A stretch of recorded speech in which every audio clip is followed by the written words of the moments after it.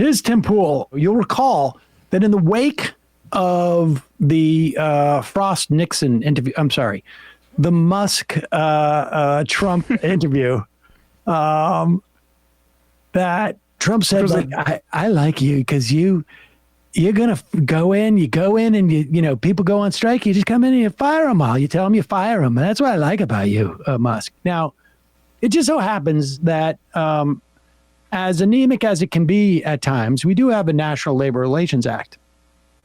And it is illegal to threaten retaliation for people going on strike. And one of those ways, which is, you know, really explicitly retaliation, is firing somebody. And that threat does not have to be explicitly delivered to an individual. I don't have to say, like, you're on strike, buddy. I'm going to fire you if you do it. It is a blanket sense of, like, if you go on strike, I want my workers to know this, you're going to get fired now or in the future. That's illegal. And so when they did this, or when they posted this interview or did it live or whatever it was, the UAW the next day decided to sue. And big-brained Tim Pool has an issue with that because he's for the working man.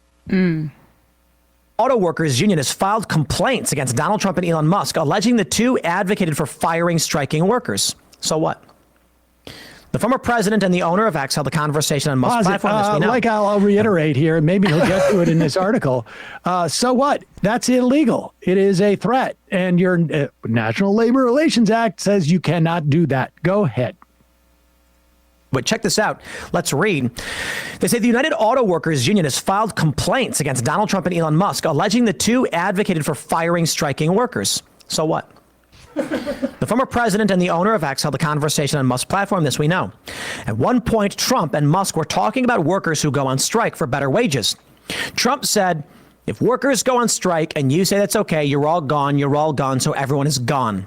Under federal law, a company cannot fire its employees if they are on strike, but you don't got to pay them. So there you go.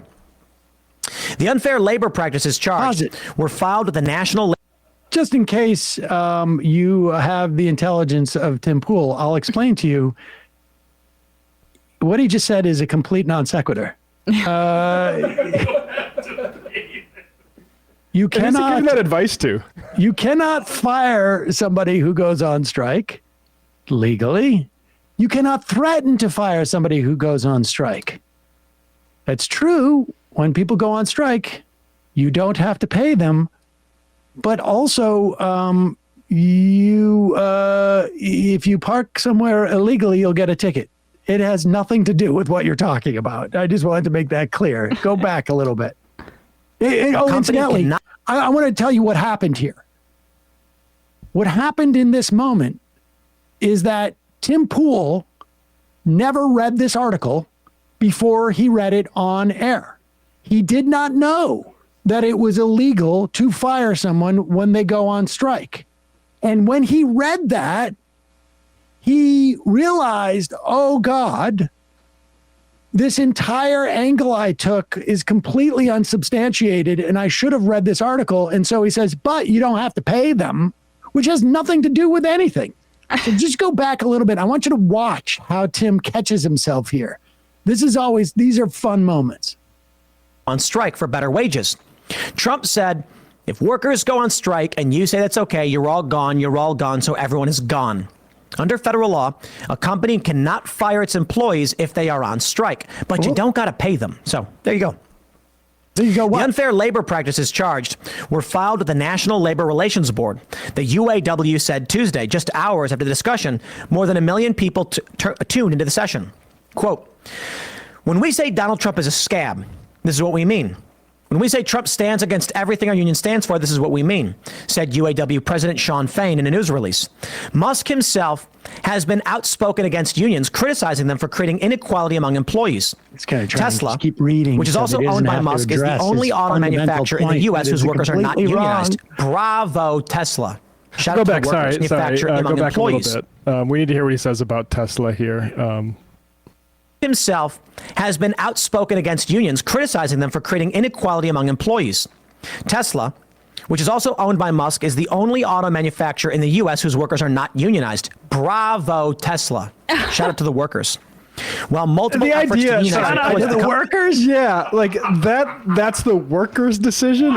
And the bosses have been trying to do it. No, Tesla very regularly kills employees. Sometimes those are independent contractors, and it is not it's not a shout out to the workers scenario that they're not getting water breaks or whatever. But It's he not, started, incidentally, he may not know this, but the workers at all these other car plants, they decided they wanted a union. That's why the Also union is workers. there. Yes. Yes, but shout out to the special Tesla workers, the ones that remain who weren't fired for attempting to unionize. So this is the guy that's pro-worker. He's claiming, right? Shout out to the workers who were still around after, if they didn't get fired by Elon Musk because they tried to make the decision to unionize. How is that a shout out to the workers? It's to the shout out to the people who remained Just unbelievable. after Elon Musk. You know what? I'm going to make a prediction that Elon Musk is on Timcast in the next 2 or 3 months. Very possibly. Bravo, Tesla. Shout out to the workers. While multiple efforts to unionize employees at the company have been made, none have been successful. However, the company has been sued for implementing company policies that prevent workers from unionizing. He hadn't read this story. In filing complaint with Musk and Trump, UAW leadership is escalating its criticism of both men. President Fain has publicly criticized both in recent appearances, including at a Democratic rally attended by Kamala Harris and Tim Walz last week. Let me tell you my thoughts. We have this Please press do. release here, which we'll read from UAW directly, filing labor let's charges go against Donald through Trump it. and Elon Musk for We attempting can- to. Yeah, we can skip a little bit. He does go into why he doesn't think why he thinks unions aren't good, and it's because he worked at he was underpaid at one job, and then and so like why would you want to pay, if you're an underpaid grocery store worker, why would you want to pay a union fee? And that's partly because they could collectively bargain, and the other was like they focus on stupid stuff. But he gets back into it here, and we can just watch a little bit more. All right, that's my personal. I'm not a fan of how these unions operate. That being said, I actually don't care. Trump saying to fire them if they're on strike, I think you don't need to do that. I think it's pause it for a stupid. second. Well, because when he started the video and he started to read the thing, he didn't know it was against the law. Yeah. And so he now has to backtrack, and you see the way that he did it. Well, you don't have to pay them. What difference does it make? Actually, I don't think you need to say that. They don't Because, even want a union anyway because unions don't work, but Yeah. they shouldn't be stopped from it. I mean, there's two things that this video shows. One is that Tim Pool is actually an anti-worker. But the other is that the dude doesn't even freaking read this stuff that he starts on. He has no Anything. idea what he's talking Absolutely about. not. No idea what he's talking about. And the only thing that he is skilled at is the ability to sort of step back off of where he just knows exactly what the keywords are for the video that he's going to put up for his audience. He knows where he will cross the line with his audience. He did the same thing when he was almost dabbling with supporting RFK. And then all of a sudden, Joe Rogan backed off. And so he backed off. This is when people say grifters, this is what they mean. And he knows, this is the way that he makes his money. And it's gross. He's an idiot. And it's also funny to watch him turn himself into a pretzel because he didn't know some of the basic facts of what he's talking Well, he doesn't know facts about politics. This is the problem when his show is just focused on reacting to social media, and his algorithm is geared towards where are black people fighting in this part of the country, or what is this homeless encampment? Let's do a deep dive into that. He's close with Elon Musk, by the way, because that post-millennial thing, Elon's always retweeting those guys. Those are associated with Tim Pool. That's when Elon said that it was disturbing after Pool alleged that I was a pedophile, falsely, with no evidence. And let's also just, I remember just how he didn't even basically understand that the United States before, this was in the summer of 2023, he seemingly had no understanding of what U.S. policy was as it related to Israel. He didn't, Or he knew he should stay away from it. well, exactly. I caught him he said he's I don't know enough about it to say, because he's anti-war, if we should fund Israel. He had very strong opinions about funding Ukraine, but not the top recipient of our military aid. And he doesn't know that or that union busting is illegal.